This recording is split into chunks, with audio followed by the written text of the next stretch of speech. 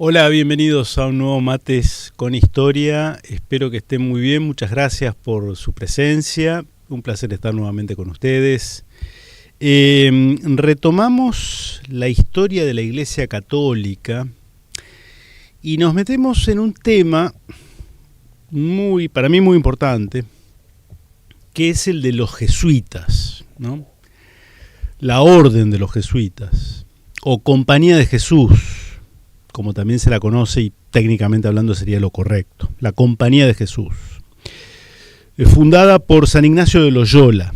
San Ignacio de Loyola. Le vamos a dedicar 2 capítulos, porque me gustaría, es decir, la orden y la Compañía de Jesús, los jesuitas, surgen en ese siglo XVI que estamos ahí, porque es un siglo de muchas convulsiones dentro del cristianismo, dentro de la Iglesia, pero también hacia finales del siglo XVI, la Iglesia Católica sale renovada de esa prueba, de esa dura prueba, y adquiere, podríamos decir, las formas de la Iglesia que conocemos, o que ya nos resulta más familiar, ¿sí? El catolicismo, a nivel institucional, apostólico, evangelizador, etcétera, litúrgico, en fin, aunque ya vamos a llegar al presente. Y hoy, precisamente dedicándole este primer Mates con Historia a la Compañía de Jesús, su fundación, vamos a ver qué dicen los sacerdotes Liorca, García Villoslada, Montalbán, que son jesuitas, dicho sea de paso, sobre este periodo, sobre la figura de San Ignacio de Loyola, sobre la reacción de la Iglesia ante esta novedad evangelizadora en su tiempo, pero lo vamos a vincular también con el presente. Entonces estoy tratando de imaginar un título posible, ¿no? Jesuitas de la infantería de Cristo, de infantería de Cristo, porque ese es el sentido del nombre, Compañía de Jesús, no en el sentido de acompañamiento, sino en el sentido militar del término compañía, regimiento, batallón, ¿se entiende? Ese es el origen, ¿no?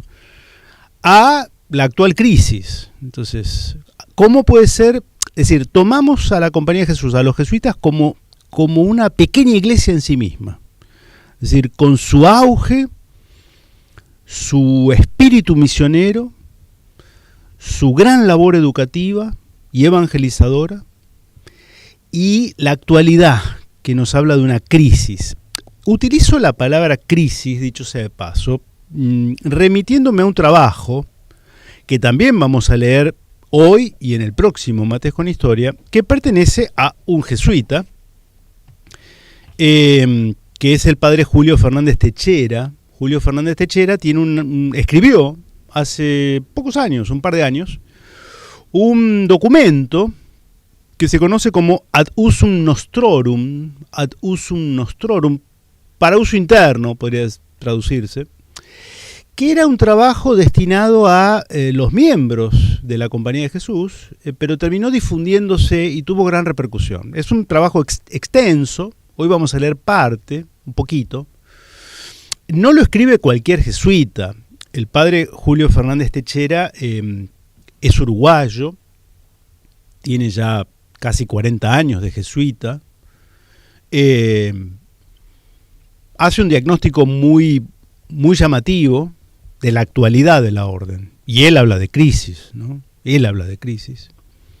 Habla, por ejemplo, que a nivel mundial los jesuitas eran aproximadamente 36.000 en 1965 y hoy quedan 14.000. Es un número con una reducción drástica, ¿no? En 50, 60 años, pero que no es solo numérico, según la interpretación del padre Fernández Techera, ¿no? Bien, entonces, dicho sea de paso, además de ser jesuita, formado, residente en Uruguay, es rector actualmente de la Universidad Católica del Uruguay. Quiero decir, no es la voz de cualquier persona, o ni siquiera de cualquier jesuita. Es una persona que creo que tiene una gran autoridad y por eso es muy revelador lo que él opina, ¿no? Sobre la crisis actual y cómo salir de ella, ¿no? Insisto, él lo hace respecto de la Compañía de Jesús. Creo que es aplicable también a la iglesia. Es aplicable también a la iglesia.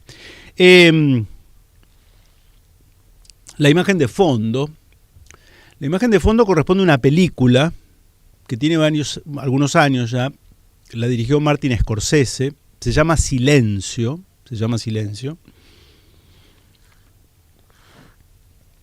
Es muy recomendable esa película.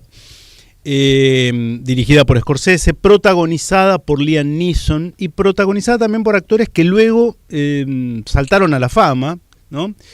Quien aparece allí consagrando, ¿no? Levantando la hostia es Andrew Garfield, ¿no? Y otro actor también conocido, Adam Driver. En fin, una muy buena película que habla sobre lo que fue la evangelización protagonizada por los jesuitas en Japón.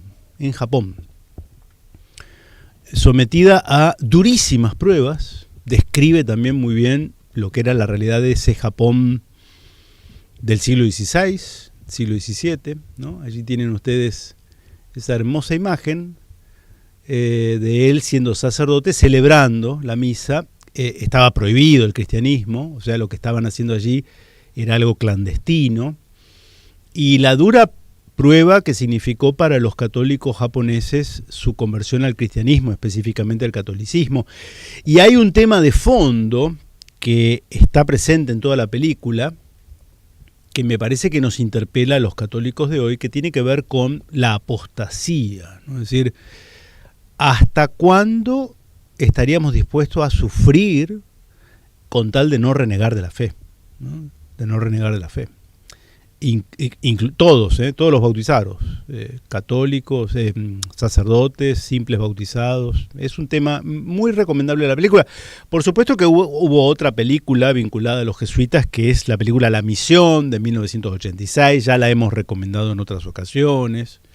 Y caí en la cuenta, preparando mentalmente este mates con historia dedicado a los jesuitas, este primero, de que los jesuitas tienen incluso una preponderancia, pero que yo les voy a dar algunos nombres, y entonces ustedes podrán también advertir lo multifacético y quizá la crisis de identidad actual de la orden, que quizá tenga que ver con la crisis de identidad actual de la iglesia, en los tiempos que corren.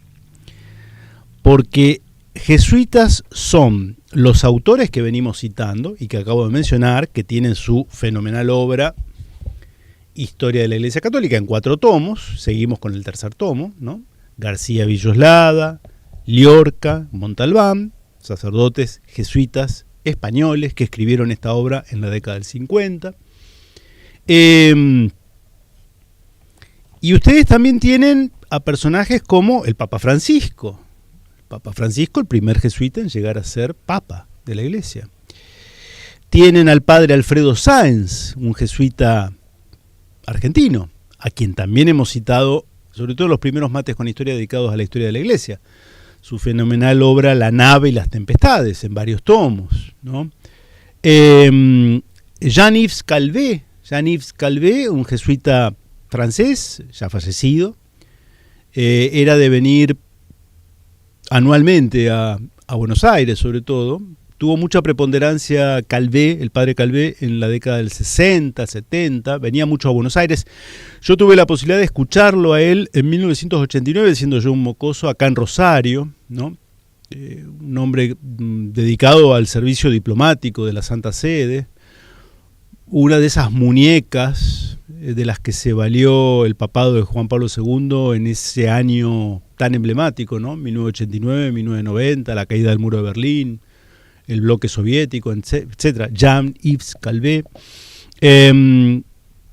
Tenemos a el padre Antonio Spadaro. El padre Antonio Spadaro es un jesuita italiano, director durante mucho tiempo de la Civiltà Católica, que era el órgano de prensa o el órgano de difusión oficial de la orden de los jesuitas durante mucho tiempo, con posturas heterodoxas. El próximo Mates con Historia vamos a leer un artículo que a mí me cae muy mal lo que escribe Spadaro, a mí, y no sé al padre Fernández Techera, como le caerá, ¿no? Y tenemos también al padre James Martin, que es un jesuita norteamericano, muy vinculado al lobby LGBT dentro de la Iglesia Católica, al quien se le abren todas las puertas, es recibido casi de modo automático por el papado, el actual papa, el anterior, en fin, James Martin, ¿no? Jesuita norteamericano. El cardenal Ángel Rossi, cardenal arzobispo de la ciudad de Córdoba, en Argentina, también es jesuita. Entonces, bueno, me parece que hay que abocarse, hay que estudiar, ¿no? Porque tienen una gran presencia, la han tenido y la siguen teniendo los jesuitas en la vida de la Iglesia y en la vida, por lo menos, del mundo occidental, ¿sí? Bien. Hecha esta introducción, a ver, me había tomado acá apuntes. Vamos a ver qué dicen estos autores sobre el surgimiento, el origen, ¿no? Y vamos a ir luego a este documento de hace 2 años, Ad Usum Nostrorum, del padre Julio Fernández Techera, jesuita uruguayo, rector de la Universidad Católica Uruguaya, del Uruguay. La Compañía de Jesús, al lado de los ejércitos de los teatinos, barnabitas y clérigos de Somasca, a la par con las antiguas órdenes, rejuvenecidas y renovadas, las órdenes religiosas de la Iglesia, ¿sí? Renovadas en el siglo XVI, franciscanos, capuchinos, mercedarios, agustinos, etc. Y junto con las nuevas huestes que surgieron más tarde entre los estados de perfección, los jesuitas trabajaron en primera línea en la plena realización de la tan suspirada reforma.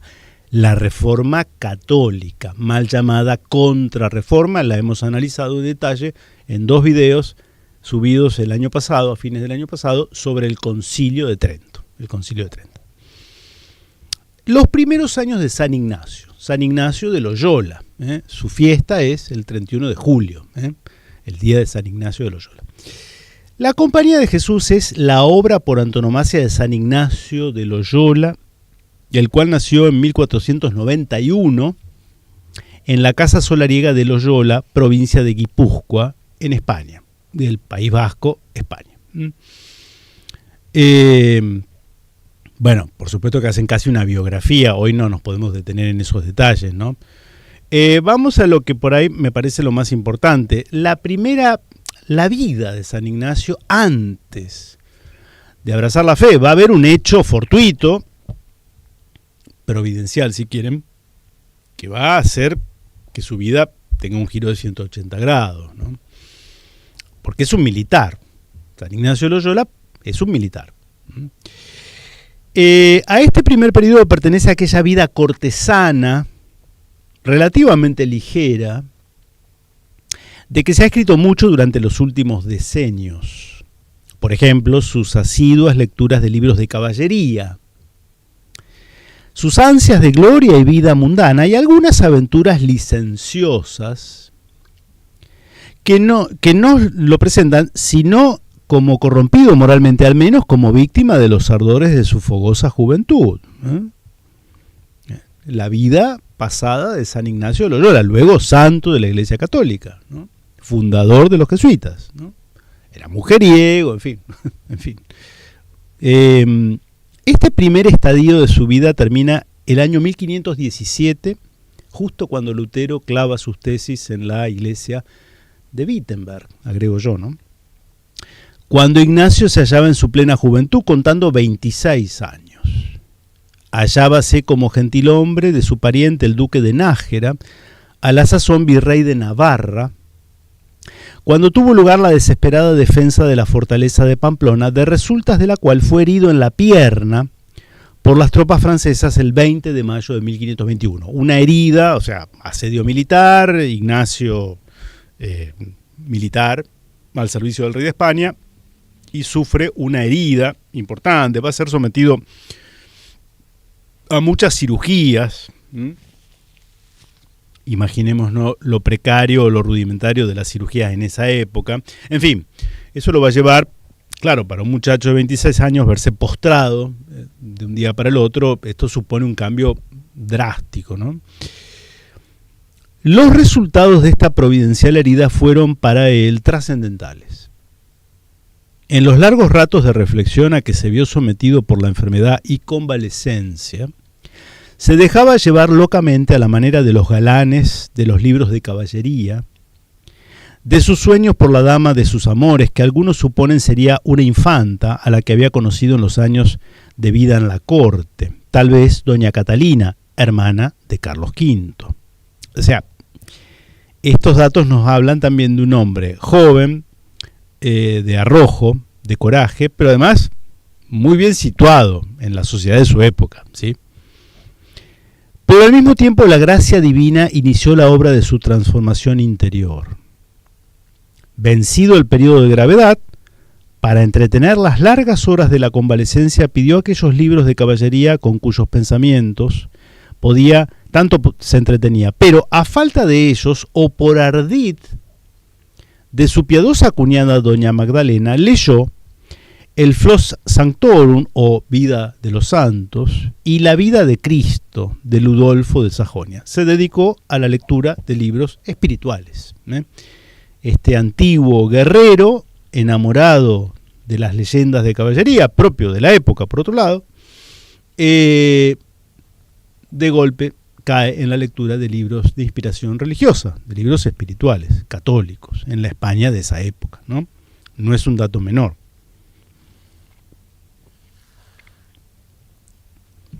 Bien, inicia todo un proceso de conversión. Yo no me detengo en eso, es muy interesante por otro lado. Va a Barcelona, se recluye en el santuario de la Virgen de Montserrat, está en Manresa, en la zona de Cataluña. Allí va discerniendo o aclarando su vocación, ¿no? Hace una peregrinación a Tierra Santa, en fin, fue un viajero incansable, dicho sea de paso. Estuvo en París estudiando, se ordena sacerdote, cosa que para él era bastante, ya a cierta edad no se estilaba que alguien ingresara para ordenarse sacerdote o para estudiar, digamos. Y vamos a la fundación de la Compañía de Jesús. Él y sus compañeros, ¿sí? Movidos por este ideal, el día 15 de agosto de 1534, fiesta de la Asunción de la Santísima Virgen, Ignacio y sus 6 compañeros, en una capilla al pie de Montmartre, hicieron los votos de pobreza y castidad, y añadieron un tercer voto, obligándose a ir a Jerusalén para entregarse a la conversión de los infieles. Estaba tomada, Jerusalén, Tierra Santa, estaba tomada por los turcos, ¿no? Esto lo analizamos cuando estuvo Marcelo Gulo hablando de la batalla de Lepanto hace un par de semanas, ¿no? Para ello, para ir a Tierra Santa, debían esperar en Venecia embarcación durante un año. Y, caso que no se presentara ocasión, se pondrían a las órdenes del Papa. Salió Ignacio de París a fines de marzo de 1535, dirigiéndose a Loyola, donde se detuvo algunos meses, realizando una obra de apostolado con su ejemplo y su encendida palabra, hasta que, recobrada la salud, salió para Venecia. Entretanto, sus compañeros habían permanecido en París, estrechamente unidos. Durante este tiempo se les juntaron otros 3, el saboyano Claudio Jallo y los franceses Pascasio Broet y Juan Codurí. Todos llegaron a Venecia el 8 de enero de 1537, donde ya eran esperados por Ignacio. Llegada la hora de realizar lo que constituía el tercer voto pronunciado en Montmartre, su marcha a Jerusalén transcurrió un año de espera en Venecia, sin que le fuera posible realizarlo por la guerra entre Venecia y los turcos. Cumpliendo, pues, la segunda parte del voto, decidieron dirigirse a Roma y ponerse a disposición del romano pontífice. Y precisamente entonces, viendo ante sus ojos la necesidad de reforma de la Iglesia y el inmenso trabajo que se les ofrecía, surgió ante su mente la idea de transformar su sociedad en verdadero instituto religioso, pues así podría perpetuarse su trabajo de apostolado, darle una cierta continuidad e institucionalización, diríamos, a su impulso evangelizador. Precisamente cuando entraba Ignacio en la ciudad eterna, tuvo en la capilla de la Storta una célebre visión en la que le pareció ver a Cristo, de quien escuchó la palabra alentadora: yo os seré propicio en Roma. De hecho, quedó Ignacio completamente confirmado en la idea de la organización de una orden religiosa y decidido a trabajar por su aprobación. Así, desde ese mismo tiempo, es decir, mediados del año 1538, él y sus compañeros comenzaron a designar a su asociación con el nombre de Compañía de Jesús. Esto es una cuestión terminológica. Claro, él era militar, como muchos de sus condiscípulos, y por tanto le ponen Compañía de Jesús, en el sentido, como dije yo al comienzo, militar, muy propio de la época, no era nada raro, ¿no? Claro, hoy a algunos por ahí les choca esta terminología militar que pareciera que nos centra siempre en un conflicto, ¿no? En una guerra, en una batalla. Bueno, así es como surge la Compañía de Jesús. Es un dato histórico, es un dato histórico. Si ustedes quieren recurrir a otro tipo de metáforas, como en vez de ser soldado de Cristo, ser testigo, bueno, está bien, como los primeros mártires, ¿no? No hay ningún problema. Lo que sí está, me parece en claro, es la entrega total a la causa. Es la entrega total, ¿no? San Ignacio de Loyola va a ser un poco como la versión en positivo del joven rico del Evangelio. Ese joven rico que se le acerca a Jesús y le pregunta qué tiene que hacer para ganar el reino de los cielos. Y Jesús le dice: vende todo lo que tiene, dáselo a los pobres y sígueme. Y el joven, entristecido, se fue. Dio media vuelta y se fue. Bueno, San Ignacio de Loyola, siendo un joven rico, acepta ese desafío, esa invitación que le hace Cristo, ¿no? Entonces, él y sus compañeros comenzaron a designar a su asociación con el nombre de Compañía de Jesús, pues se consideraban como soldados de Cristo, que querían formar una compañía a las órdenes inmediatas del romano pontífice. Este vínculo entre los jesuitas y el romano pontífice, el Papa, una sujeción directa, este famoso cuarto voto de obediencia, no ya de obediencia a sus superiores, cosa que tienen todas las órdenes religiosas y los sacerdotes, sino de obediencia específica respecto de las demandas, los requerimientos del sumo pontífice, del Papa. Con esta determinación, al mismo tiempo que realizaba Ignacio un intenso trabajo apostólico, sobre todo por medio de los ejercicios espirituales, otro famoso elemento, ¿no? Los famosos ejercicios espirituales, que todavía se imparten. A mucha gente les sirve mucho para su camino espiritual, ¿no? Y suponen una reclusión por un tiempo determinado, entregado a la oración, al ayuno, a la penitencia, a la vivencia comunitaria de la fe, en fin, los ejercicios espirituales o ignacianos, como también suele decirse, ¿no? No es que inventara esto San Ignacio de Loyola, pero le da una impronta muy propia, ¿no? Muy propia, que a lo largo de estos 5 siglos le ha servido a muchísima gente, digo, para tener en cuenta también. Dicho sea de paso, San Ignacio de Loyola está, su tumba, sus restos, se veneran en una iglesia imponente en el centro de Roma, la iglesia del Gesù, la iglesia del Gesù, que es como la iglesia matriz de la compañía en Roma. Estás en la zona céntrica. Bien, ahí está. Vamos a tratar de poner alguna imagen del altar donde se encuentran las reliquias, los restos de San Ignacio de Loyola en Roma, la iglesia del Gesù, el típico estilo barroco de esa época, siglo XVI-XVII. Retomo, entonces.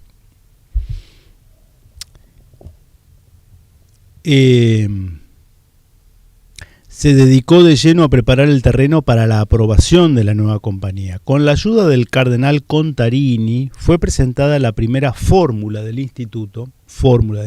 Allí es donde está plasmado el objeto, el objetivo, digamos. Al romano pontífice Paulo III, quien manifestó desde un principio su buena impresión y bien pronto dio su aprobación verbal. Finalmente, por medio de la bula Regimini Militantis Ecclesiae del 27 de septiembre de 1540, dio su aprobación a la nueva orden. Tal es, en realidad, la fecha definitiva y oficial de la fundación de la Compañía de Jesús, dicen estos sacerdotes jesuitas. Dicho sea de paso, esto de la fórmula del instituto, los objetivos, la misión, está aludida por este documento bien reciente del padre Fernández Techera, en cuanto a que, según palabras del padre Fernández Techera, fue Paulo VI quien en 1974 salvó a la orden, así, son palabras del padre, salvó a la orden porque lo que se estaba discutiendo en 1974, plena época postconciliar del postconcilio Vaticano II, ya vamos a llegar, ¿sí? Gran confusión, ¿no?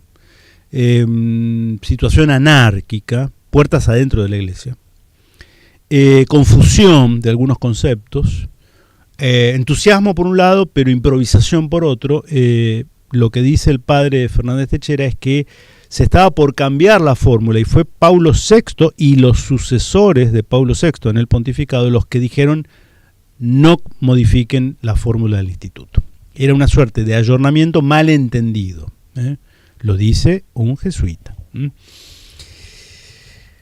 Fin y características fundamentales de la Compañía de Jesús. Fin y características fundamentales de la Compañía de Jesús. En la primera fórmula del instituto, incorporada en la bula pontificia de fundación, se decía expresamente que su fin era ponerse a disposición del Papa por medio de un voto especial para ir a trabajar entre los infieles o entre los protestantes y cismáticos y entre los mismos fieles. Ya desde 1541, apenas establecida la nueva orden, al embarcarse San Francisco Javier para las misiones de la India, el país, no las Indias, entendida por América, no, la India, se inicia una de sus tareas fundamentales, sus grandes misiones de ultramar, lo que aparece allí en esa película, ¿no? Porque esa película, sin meterme en la trama, son unos jesuitas portugueses jóvenes, que le plantean a sus superiores en Lisboa que se han perdido, ya no se tienen noticias del padre que había ido años antes a evangelizar al Japón. No se tenían noticias. Entonces tenían la intención de ir, ¿no? A ver qué había pasado. El padre que había sido el primer evangelizador es el que interpreta el actor Liam Neeson, y los padres más jóvenes que van en busca de él son estos otros dos actores que mencioné al comienzo, ¿no? Lo encuentran y se enteran tristemente de que este hombre ha apostatado, ha abandonado la fe y se ha integrado a la sociedad japonesa. Y a partir de allí los dilemas, ¿no? Los dilemas. Bien, esto era parte de la impronta jesuítica del comienzo, las misiones ultramarinas. Dejar atrás el escenario europeo, esto fue parte propia del siglo XVI al descubrirse América, ¿no?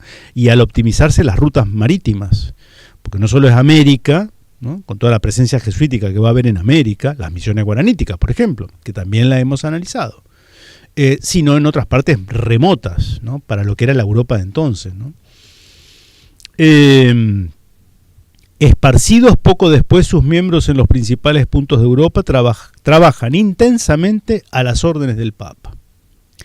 Para realizar trabajo tan fecundo y eficaz, ayudaron a la nueva orden una serie de características que con genial visión le dio su fundador. Dicho sea de paso, también es una época, la de la contrarreforma o reforma católica, la de parar en un primer momento el tsunami protestante y luego, conseguido eso, reafirmar las posiciones católicas en Europa, en las que la Iglesia es consciente, y por eso este cuarto voto especial de obediencia particular a los requerimientos del Sumo Pontífice, de ponerse a las órdenes del Papa, porque realmente la Iglesia demandaba que, llegado el caso, si se recibía un telegrama de Roma por el cual el Papa solicitaba que vayan 20 jesuitas a X punto, bueno, tenía el Romano Pontífice la tranquilidad de saber que con los jesuitas podía contar, que al día siguiente iban a estar en camino. Esto es muy importante destacarlo, porque si no se ve como algo jerárquico y de relaciones de poder humano, la obediencia. Bueno, era lo que se necesitaba en ese momento, ¿no? Pero esto sigue vigente al día de hoy.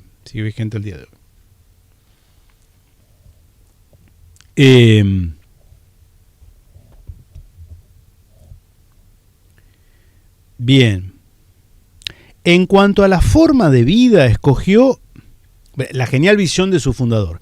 En cuanto a la forma de vida, escogió la entonces ya generalizada por los clérigos regulares, con lo cual ya se habían iniciado algunas de las prácticas que los contradistinguían de las órdenes antiguas. La Compañía de Jesús coincidía con los nuevos institutos de clérigos regulares en la intensificación extraordinaria del trabajo apostólico. Intensificación extraordinaria del trabajo apostólico, es decir, no más curas apoltronados, aburguesados. Trabajo apostólico por las almas, pero se diferenciaba de ellas en la manera de realizarlo. Ante todo, en la fórmula que constituía su cuarto voto, de obedecer absolutamente al Romano Pontífice en cualquier trabajo a que él quisiera mandarlos, lo cual les dio siempre el matiz de ser como tropas ligeras al servicio del Papa. Las metáforas militares están siempre acá presentes. Las tropas ligeras al servicio del Papa. Por esto, y no obstante la semejanza de la Compañía de Jesús con las nuevas órdenes de clérigos regulares, presenta un tipo de orden religiosa completamente nueva, que rompía el molde de lo que hasta entonces se conocía y practicaba en la Iglesia. Estas innovaciones de la Compañía estaban determinadas por el fin que San Ignacio pretendía, que era una intensa y universal obra de apostolado, es decir, la vida activa en el sentido más amplio. Como el interés principal de Ignacio consistía en tener instrumentos bien probados, introdujo una adoración. Presten atención a esto, por eso también es famoso esto de decir que los jesuitas tienen una formación superior a la media de un sacerdote católico. Cosa que era cierta, al menos en ese aspecto, en ese punto histórico, ¿no? Lo dicen los curas a continuación. Introdujo una duración extraordinaria de la formación, imponiendo un noviciado de 2 años, cosa entonces inusitada, y retrasando notablemente la profesión de los votos, ¿sí? Que no se hace hasta 10, 15 o más años después de la entrada en la orden. Más novedad todavía supone la innovación en la diferencia de grados. Por esto, solo a un número relativamente reducido concede, San Ignacio, ¿no?, el derecho de la profesión de 4 votos. Los demás se dividen en coadjutores espirituales y coadjutores temporales. Esto, aclaro, esto está escrito por estos sacerdotes jesuitas en la década del 50. Yo desconozco si al día de hoy esto sigue siendo así. Intuyo que debe haber habido modificaciones internas. Pero bueno, hasta hace relativamente poco tiempo era así. Otras innovaciones de la orden de San Ignacio fluyen de las ya indicadas o de su fin específico. Tales son, por ejemplo, el no tener hábito propio. El hábito es la vestimenta que distingue a los sacerdotes blanco, negro, en fin. No tener hábito propio, ya que sus hijos debían asemejarse a los clérigos, con el objeto de poder trabajar mejor con el pueblo cristiano. el abandono de la práctica tradicional del coro, ya que esto quitaba a sus operarios el tiempo y libertad necesarios para sus trabajos apostólicos. No hay que perder de vista que la Compañía de Jesús surge como una compañía, como una orden militar. O sea, fundada por un militar con una impronta jerárquica, metodológica, marcada por una milicia dedicada a lo espiritual, ¿sí? De especial significación fue también el interés de San Ignacio en excluir de sus hijos las dignidades eclesiásticas, ser obispo, en fin.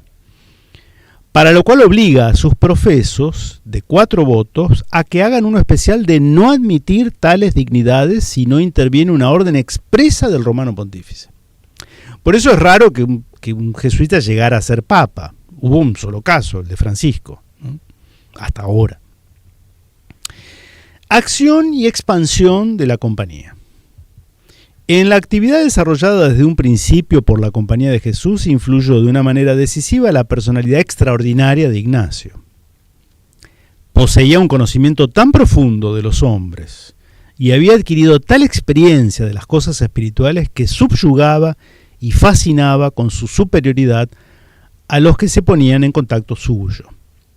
Como hombres intelectuales y por sus conocimientos teológicos, le hacían ventaja a algunos de sus compañeros, como Laínez y Salmerón. Laínez y Salmerón van a ser teólogos jesuitas y van a tener una destacada labor en el Concilio de Trento. En el Concilio de Trento junto con otros teólogos españoles que no eran jesuitas. Luces del Concilio de Trento, pero todos ellos se sentían como niños ante la personalidad y el magisterio de Ignacio.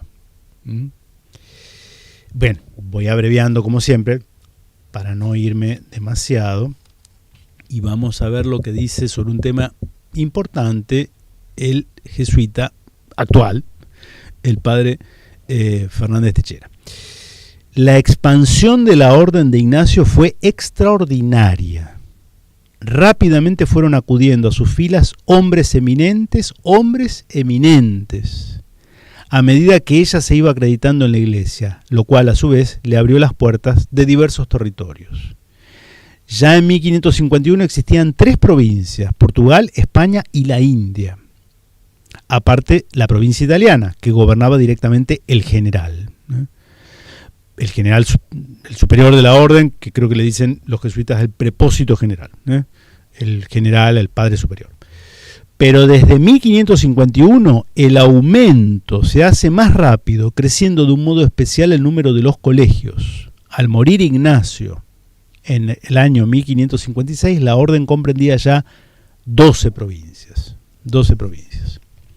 Provincias en el sentido eclesiástico, ¿sí? Subdivisión administrativa interna de una orden, o que no es propio solo de los jesuitas, sino también de otras órdenes.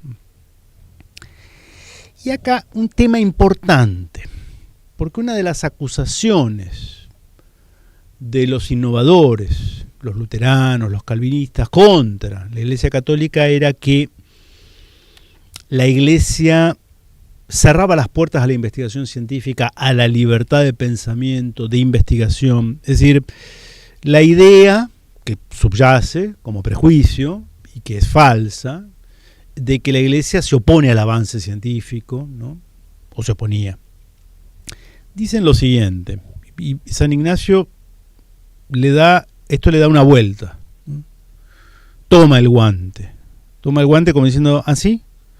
Bueno, nosotros les vamos a demostrar que nosotros no solo hacemos ciencia, sino que aparte somos superiores a ustedes. Somos superiores a ustedes. De no menor trascendencia fue la actuación de los jesuitas en el campo de la ciencia. Ya en los principios de su existencia se ofreció una excelente ocasión en el Concilio de Trento, donde se reunieron los hombres de ciencia más eminentes de su tiempo en el concilio, entre los cuales brillaron de un modo especial Laínez y Salmerón, compañeros de Ignacio, y se discutieron las más profundas cuestiones teológicas.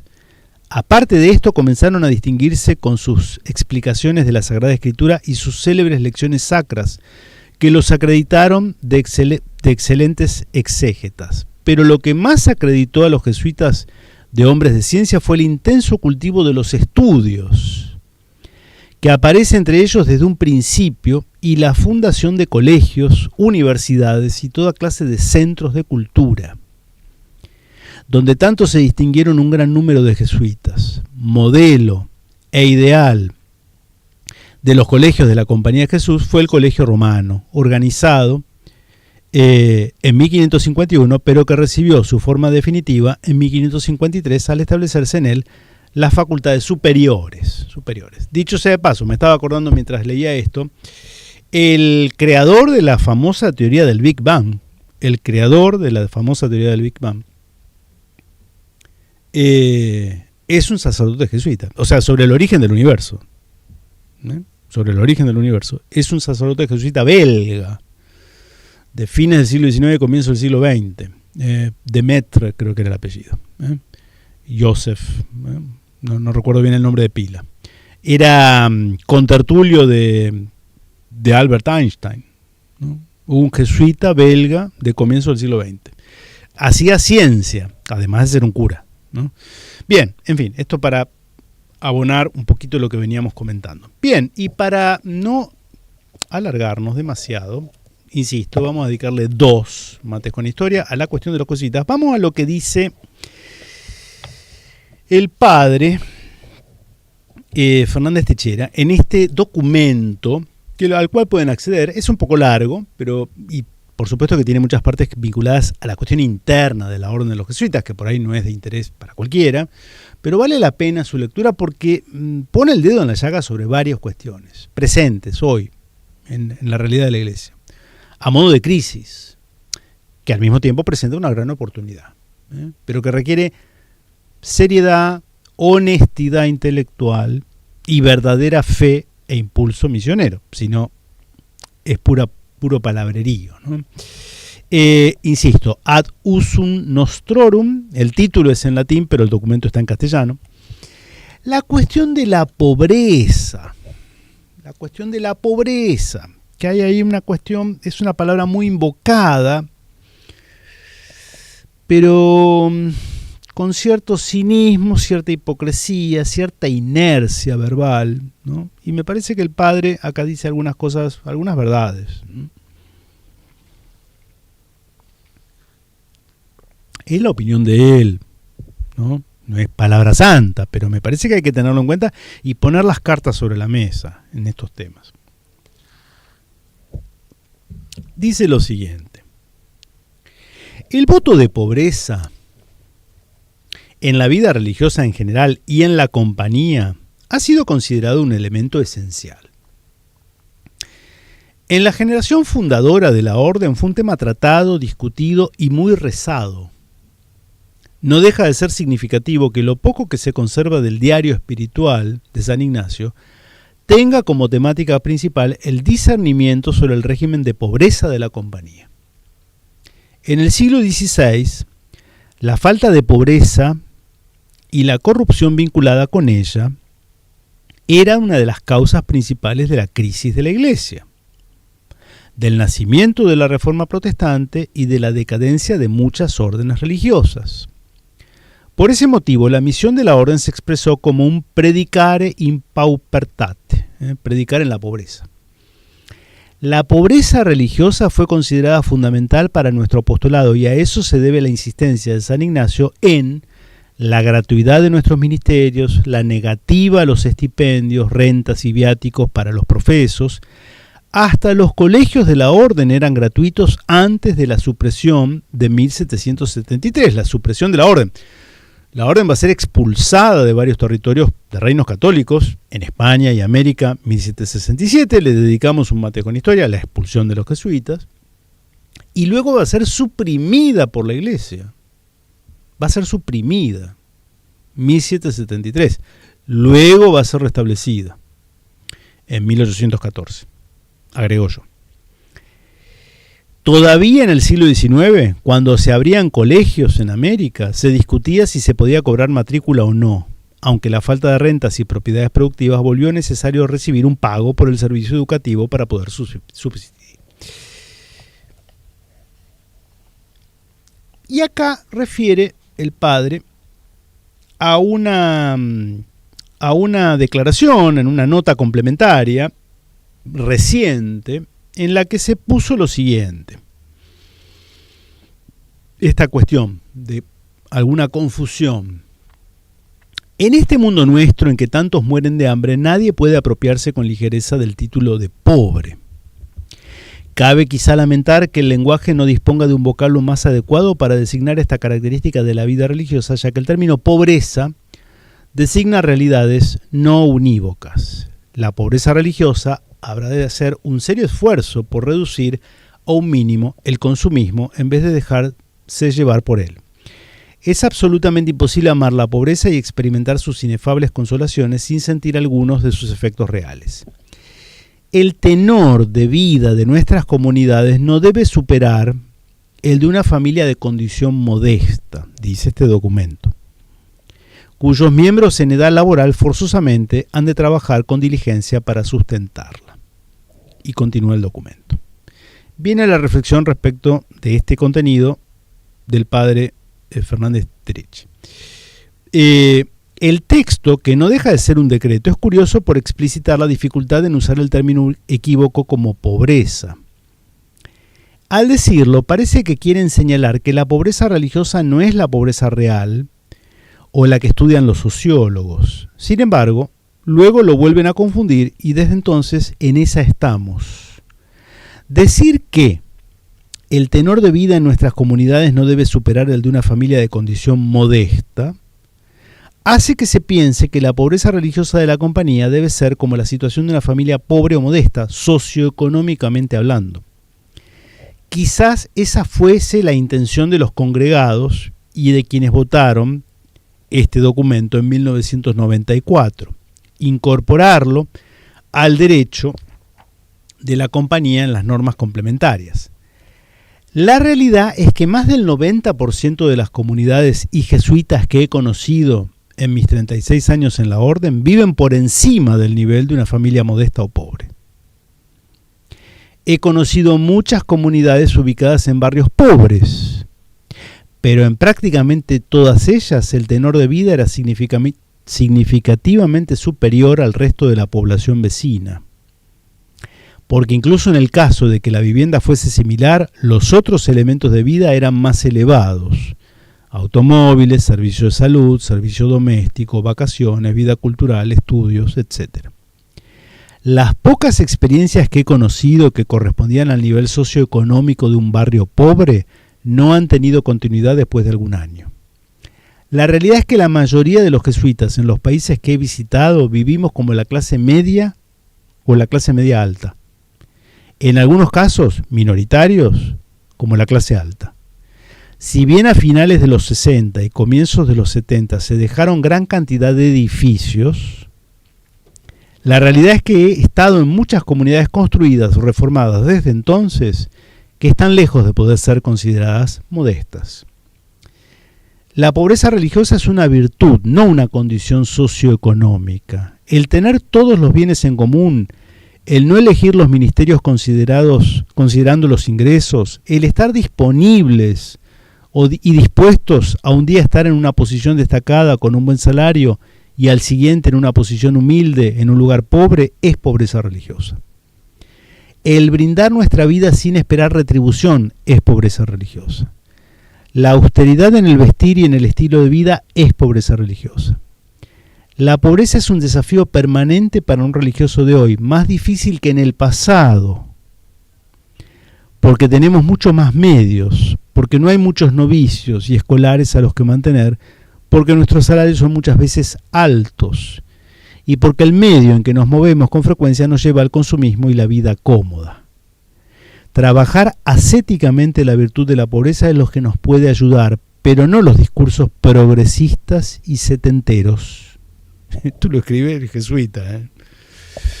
Mantener la frase de que nuestro tenor de vida debe ser el de una familia modesta es chocante para nosotros mismos y para quienes nos escuchan decirlo y ver cómo vivimos. Es parte de este documento que lo vamos a seguir analizando en el próximo Mates con Historia, en el que volvamos, o la segunda parte dedicada a la cuestión de La Compañía de Jesús, los jesuitas, de infantería, de soldados de Cristo a la crisis actual, ¿no? Es decir, hay ahí una cuestión que debemos asumir sin complejos, ¿eh? Sin complejos. Bien, lo de los jesuitas es en el sentido de que me parece que representan una suerte de espejo en el cual puede reflejarse la realidad de la Iglesia en su conjunto, por supuesto, salvando las distancias. Por eso me parecía importante detenernos y dedicarle 2 mates con historia. Bueno, espero que les haya parecido interesante la propuesta de este Mates con Historia, que profundizaremos en el próximo. Y mientras tanto les dejo un saludo.